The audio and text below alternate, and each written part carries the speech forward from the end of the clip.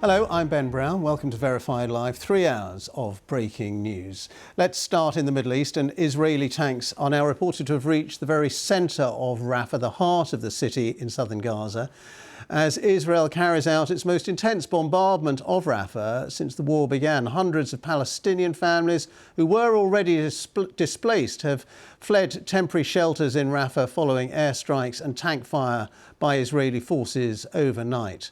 Well, it all comes despite international condemnation over that Israeli airstrike on Sunday, which led to a devastating fire at a refugee camp, killing 45 people, including women and children. Now, the UN Security Council will be discussing the situation in Gaza later on. Well, meanwhile, the Israeli military says it is investigating the possibility, it says, that weapons stored in a nearby compound caught fire from its airstrike on Sunday in Rafah. Here is the Israel Defense Forces spokesman, Rear Admiral Daniel Hagari.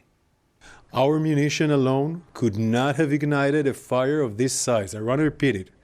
Our munition alone could not have ignited a fire of this size.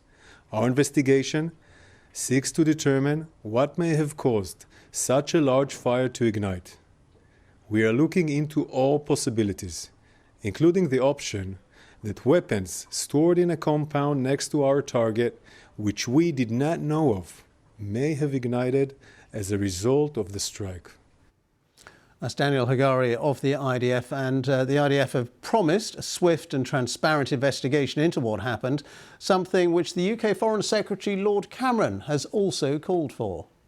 I think that what happened in Rafah overnight really did look very, very concerning, very worrying, and so we're asking for that to be investigated rapidly. The Israelis have already said it was a tragic mistake, but we want to see that properly investigated. Look, what I want to see is a stop in the fighting. We want a pause, which has been offered by the Israelis, a hostage deal to Hamas that would let prisoners out of Israeli jails, and have that pause, because what we need is to get the hostages out, get the aid in, and have that stop in the fighting, which we can then turn into a permanent, sustainable ceasefire. That's what I want to see happen.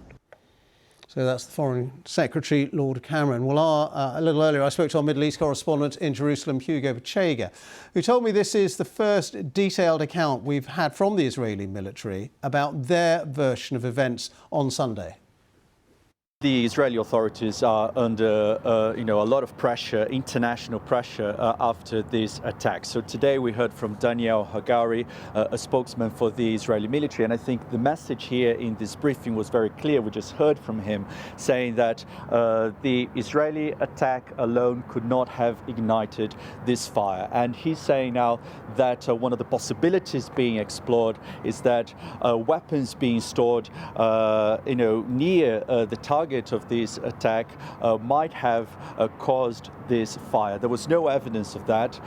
He said that images posted on social media from the aftermath of the attack are being analyzed by the Israeli military, and those images, according to him, appear to show secondary explosions that he said might have been triggered by those weapons that were being stored in this site near this compound that was targeted.